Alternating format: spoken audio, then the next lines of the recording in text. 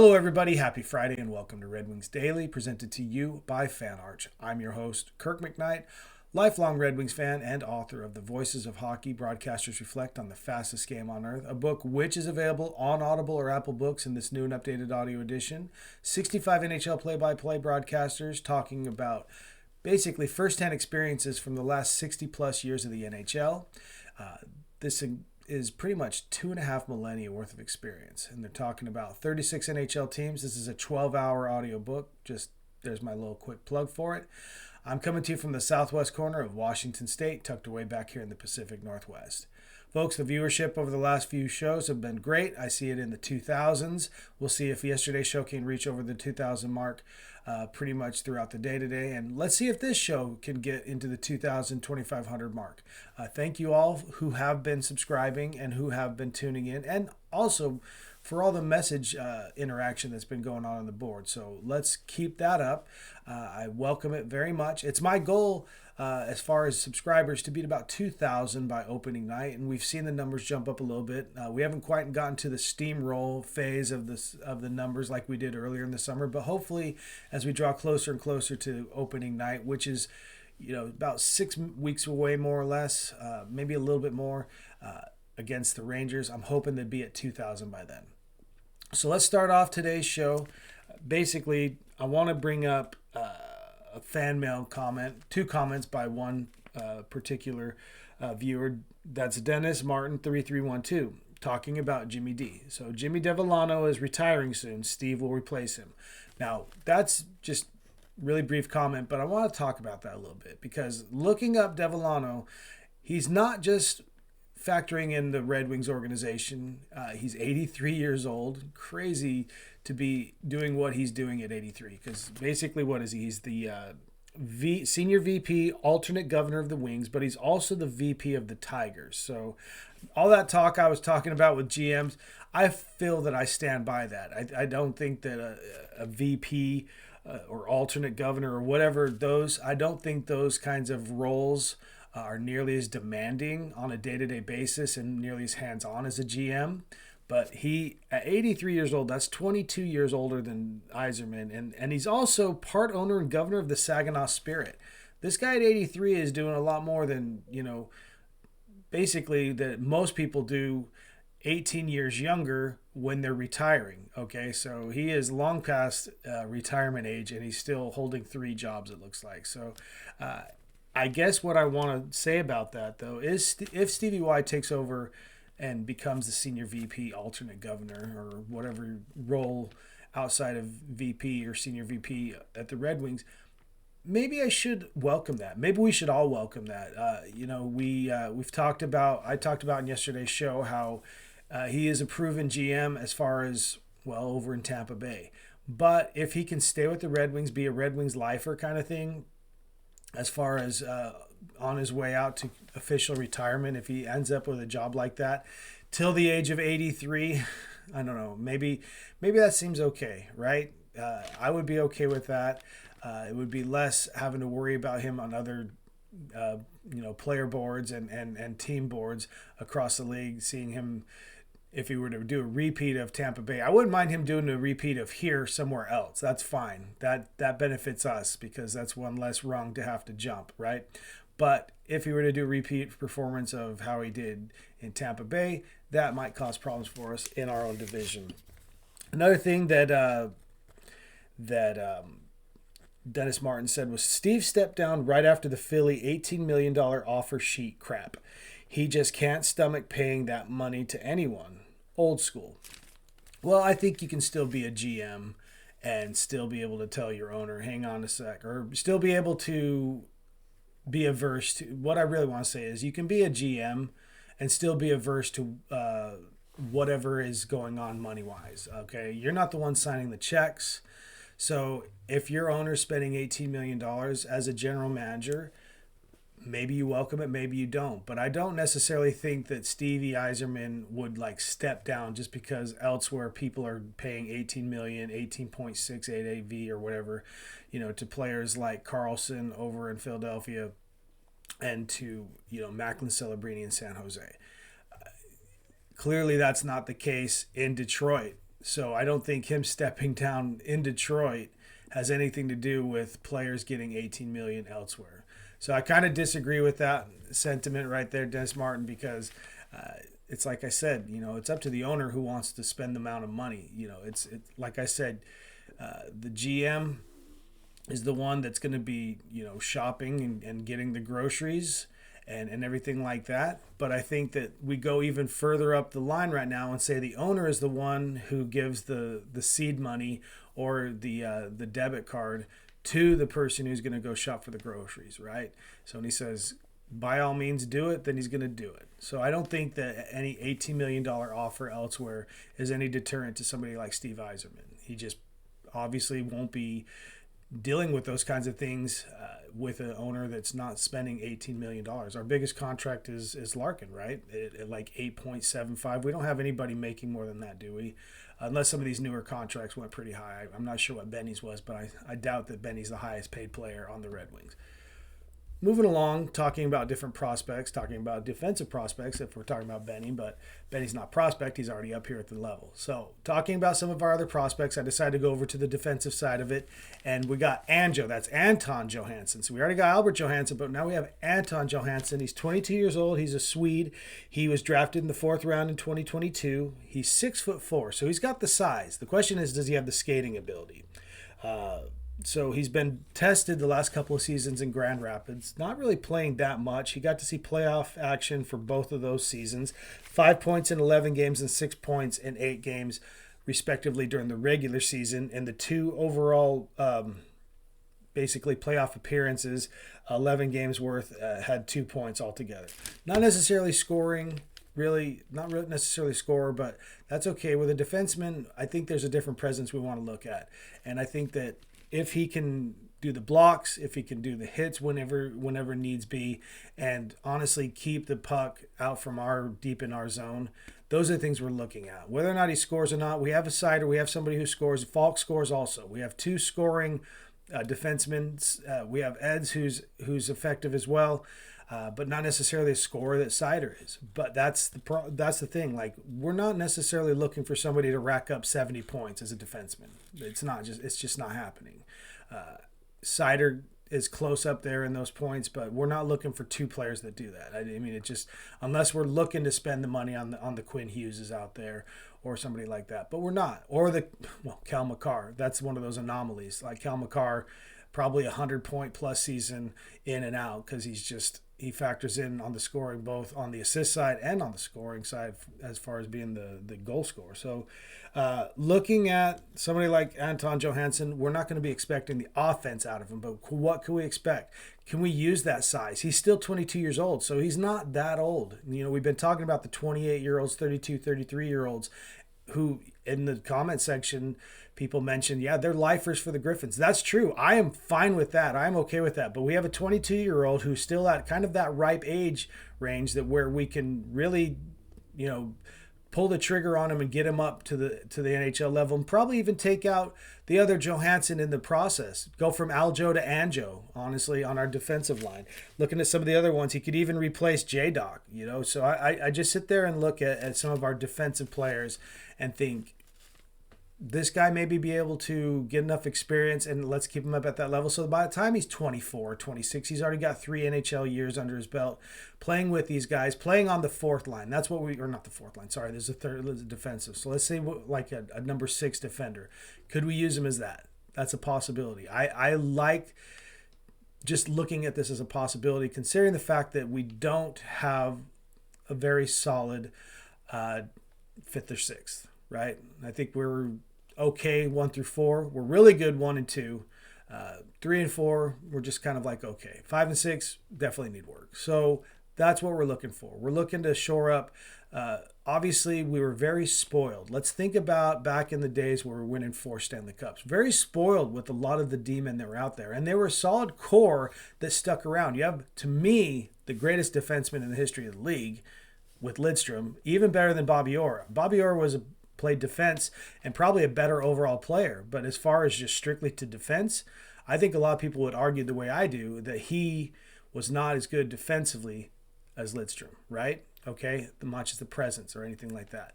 So you're talking about Lidstrom, other players that we had, just we were spoiled. So we want to be spoiled again. We want to be factoring into the playoffs once again, everything like that. So I think that we shore up on the 5 and 6 line. Let's see if Anjo is something to replace Aljo, maybe replace J-Doc, and just see if we can get them in the program and in action with us more than just a few games. That's the problem. We just give these guys too little of a sample once they get up to the top level.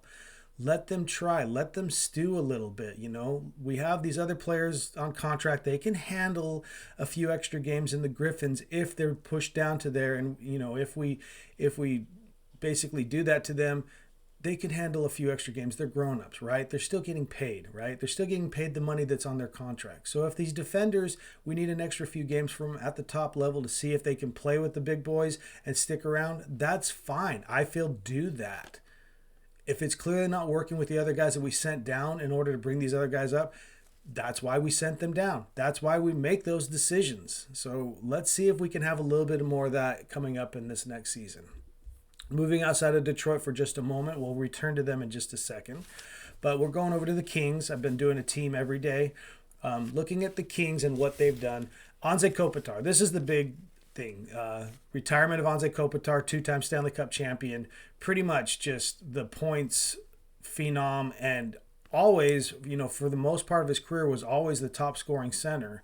Even as he got later in years, he was still pretty much the point getter for the team at the center position. That was something that Nick Nixon talked about when I interviewed him for the Voices of Hockey. He's like, it's kind of unheard of that you have somebody that still factors in this much as a center, in the 17th, 18th, 19th year of their career, where they're just as scoring just as much as the others.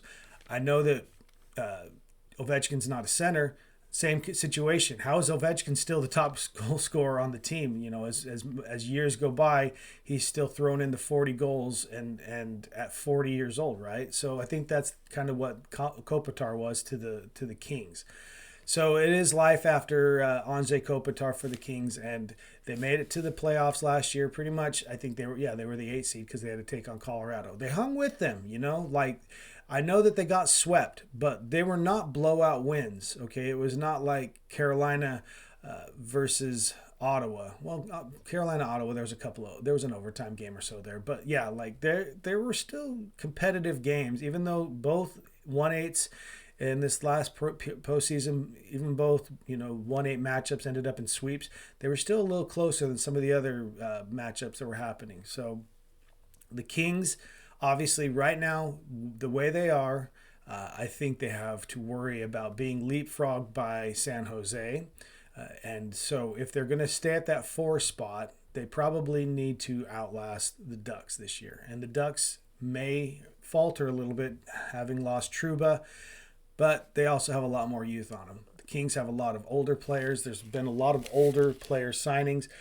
They're talking about extending Drew Doughty. His contract is up at the end of this year, but obviously he's going to end his career with the Kings. Kind of the situation with Kopitar, just a little younger than Kopitar, but 2-time Stanley Cup champion and very much a defensive and the face of the defense of the Kings for the last long time. I don't want to say 20 years because he hasn't played for 20 years, but still it's up there. And they also signed some other players that are older for 1-year contracts. Corey Perry, obviously, is the oldest one of them. He's probably the oldest guy on the team. And I don't know if he's the oldest player in the whole NHL, but he's close up there. And then a couple other ones.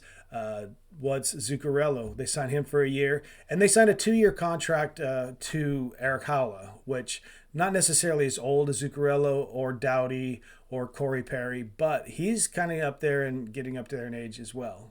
I liked him in the Golden Knights. He scored 30 goals for the team that expansion year. So that was 9 seasons ago. So if he's still effective scoring wise, they didn't really have to spend too much for him. He got a 2-year contract. But some of the other ones, I want to say that this is something that the Kings did that I had mentioned the other day when we were talking about the Phillies. So their first round pick, it was the 22nd overall, more or less, maybe even the 24th. That was that Hermanson. They signed him for 3 years. at 3.225 million. That factors out to be in 1,075,000 a year for those 3 years. That's what I was talking about, is that they lock them in for that low price for that third year, and they give him enough of an opportunity to prove himself over those 3 years. A couple other contracts they did. Scott Lofton signed for 3 years, 3.58 mil. The biggest contract as far as money spent was on Brandt Clark for 5 years at 37 million.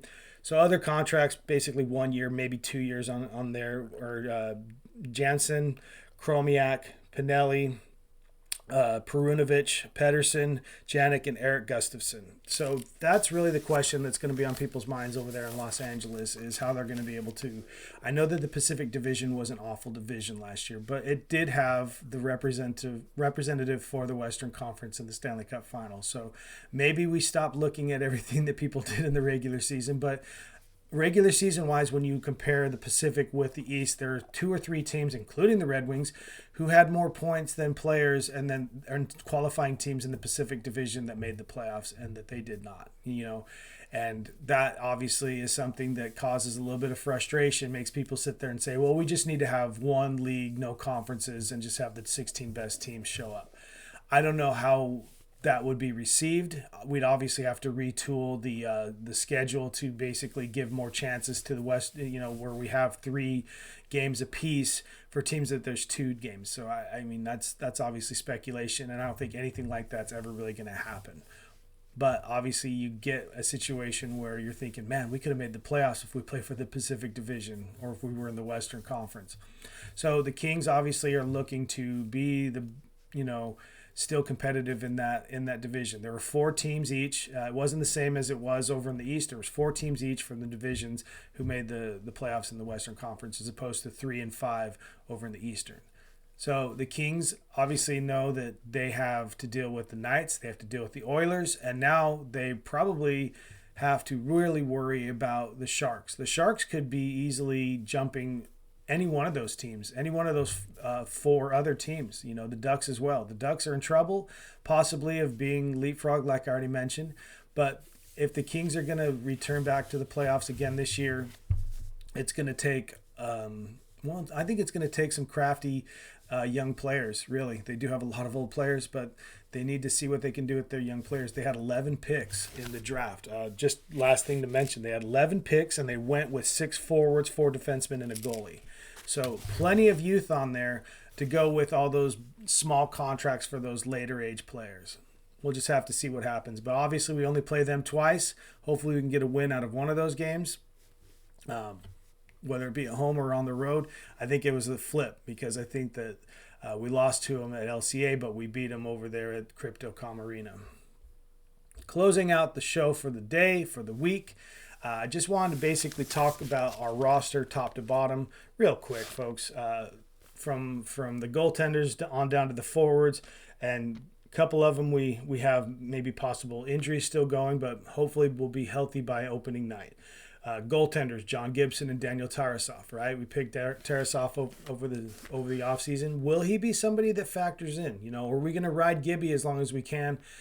We're definitely going to have to be itchy on the trigger finger if we need to pull Gibby. I know that we started the season with a bad Gibby last year, but then he really was resurgent for a good portion of it and got us competitive, but then again he started faltering again, just like the team did. So Tarasov could be that person to come in and maybe rescue us in that situation. So going down, we got the forwards, Appy, who's out with upper body, and Victor Arvidsson with his ribs. So those are 2 injuries that we're hoping are healed up by opening night. Also Cameron Butler as the right winger, JT Compher as a left, Kopp as a center, DeBrincat with the right wing, a couple of centers, Casper and Finney. We're going to look to Casper to really kind of step up a little bit if we're going to have much more limited, if at all, a role for Larkin this year. So there we're talking about them. Keegan Colasar, new import over there from Vegas. An intimidator as it is, and an enforcer. So he'll be a good presence that we may not have seen as much of, and could be a lot more of a helpful player like in that sense for us. Dylan Larkin, will he be here or not? There's another one. Carter Mazur, there we go, bringing up some Griffins there from us, and Big Rass is another one at center. He's out with a lower body. That's fine. Stay out. Get better. So in place of him, we've been talking about this guy. Wilmer Skoog is another one of those centers that are up there. And then Lucas Raymond, of course. Probably going to be factored in as one of our top point getters once again. He was number 2 to DeBrincat last year. Even more points than Dylan Larkin overall. So always happy to have him as a presence. Now going down to the defense, we got Ronnie Attard, J-Doc, Jacob Bryson. Ronnie Attard and Jacob Bryson, 2 new faces, 2 new names right here on this one. Ben Sherratt, we got Eds on here, Falk on here, Aljo, and then of course Mo. So, we do have a lot of familiar faces, but I do like the sound of some of these new names on there. MBM's another one that I probably didn't even mention there because he's not listed on this, but we're very much planning on having MBN on our team opening night. Let's just not even dance around that and just face it head on. I think that's going to happen. So we do see a few new names in there. Bryson, Attard, a couple of the other ones that I mentioned up at the first, Cameron Butler, another one, and Skoog and Mazer. So these are good. I think these are good signs for us. Obviously, though, we have so much work to do, but I think one of the biggest keys this season is going to be playing with the team and stay playing with the team. Maybe accept the fact that we are looking at a cellar year, not a stellar, but a cellar. That is fine if that's what it needs to be. If we need to stick in the cellar, we can accept that, right? We can eat that. If it means that maybe next year playing with more experienced players that are playing along with each other more, that they actually get out there and now they're playing 2 seasons together, 3 seasons together, we won't be cellar dwellers that much longer. But if we keep sitting here just shifting around and doing anything and do not keep a consistent lineup, all we're going to do is just move back a space, forward a space, and return the process over and over again and just come back to square one. I hope that we can think that. And I hope that we can have the patience as fans to endure that. We've already had to endure 10 years of no playoffs. We may have to endure another 2 just to make sure that once we do start getting to the playoffs, it's not the way we were those last 3 or 4 seasons of our 25-year playoff streak. Just get in and get swept or losing 5 games. That's pretty much the last 3 seasons that we had in our playoff hunt. We don't want that. Folks, this has been Red Wings Daily, presented to you by FanArch. Have a good weekend. Maybe the general manager search has already begun, and maybe we have some fruits up from it to talk about on Monday, or maybe even Larkin has some more news, but I doubt it. In the meantime, LGRW from the PNW.